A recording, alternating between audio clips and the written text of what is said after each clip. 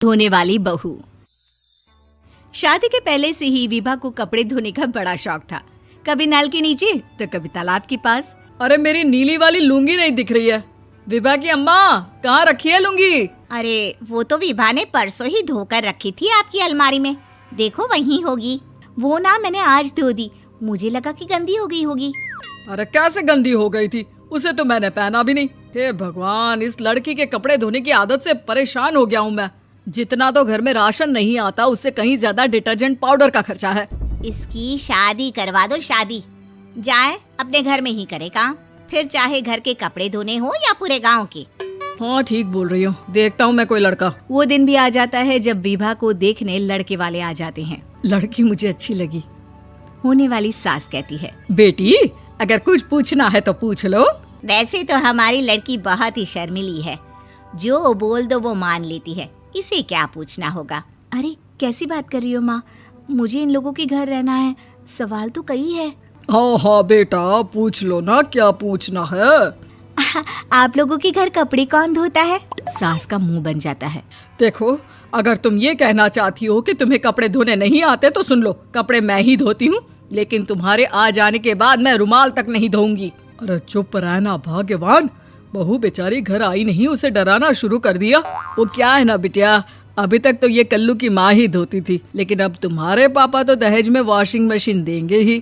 तभी विभा की माँ बोल पड़ती है, सवाल भी पूछा तो क्या। वैसे भाई साहब, मशीन की तो फिर भी कपड़े धोने की कैपेसिटी होती है। मतलब जो बिटिया दे रहे हैं ना विभा, इसे कपड़े धोने का बहुत शौक है। ये आप लोगों के क्या, आस पड़ोस गांव मोहल्ले सबके कपड़े धो दे और उफ तक ना करे। बाहर देखा नहीं आपने कितने कपड़े सूख रहे हैं? सब हमारी बिटिया ने ही तो धोए हैं। बस भी करो ना माँ, शर्म आ रही इतनी तारीफ सुनकर। और तो और एक दाग निकाल कर दिखाओ तो मान जाओ। हाँ अच्छा, माफ करना बेटा, मैंने गलत समझा। हमें तो रिश्ता बहुत पसंद है। और ऐसे जुड़ जाता है रिश्ता कपड़े धोने का शौक रखने वाली विभा का। उसकी शादी हो जाती है कोयला फैक्ट्री में काम करने वाले कल्लू के साथ। शादी के बाद अचानक विभा चिल्लाती हुई सास के पास आती है। सासू माँ, अरे सासू माँ कहाँ है आप? ये तो धोखा है, धोखा दिया आप लोगों ने मुझे। इसे ससुर के चक्कर के बारे में पता चल गया। अरे तो उसमें तुझे क्यों धोखा मिला है? अरे नल में पानी नहीं आता, कपड़े कैसे कब धुलेंगे?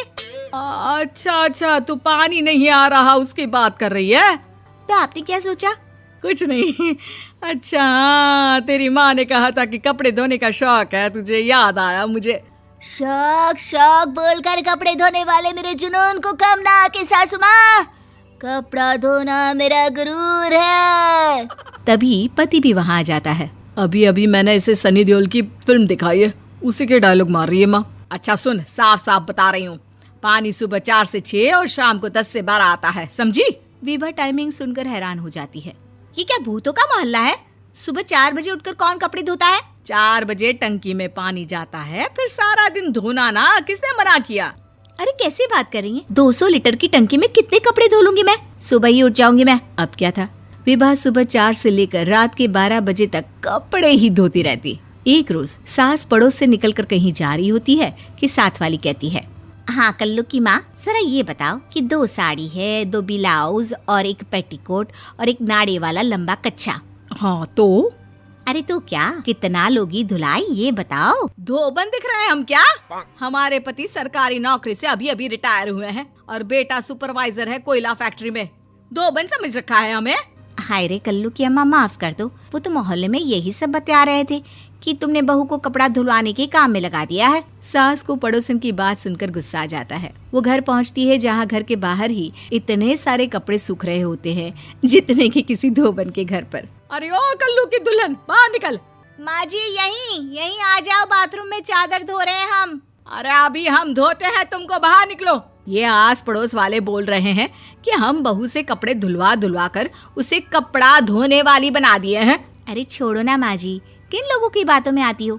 आस पास के लोगों का तो काम ही होता है कि वो किसी तरह सास बहू को लड़ा दे। बहू सारे घर के कपड़े धोती है, ये क्या कम है? बोलिए।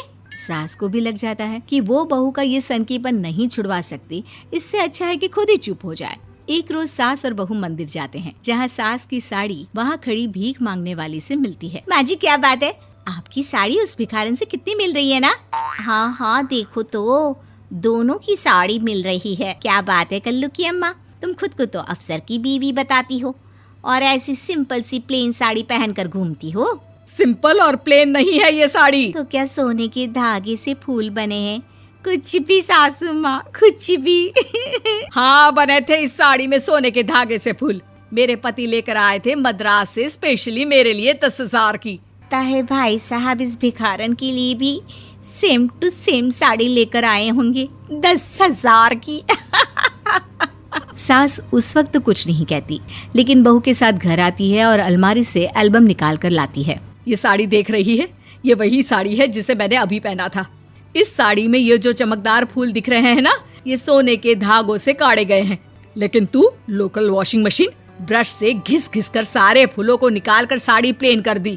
मुझे माफ कर दीजिए सासू माँ। और तो और, जब मैंने तुझे तेरी गलती के लिए कुछ नहीं कहा, लेकिन तूने तो सबके सामने मेरा मजाक ही बना दिया। क्यों? बहू को समझ में आ जाता है कि अब से उसका कपड़े धोना बंद।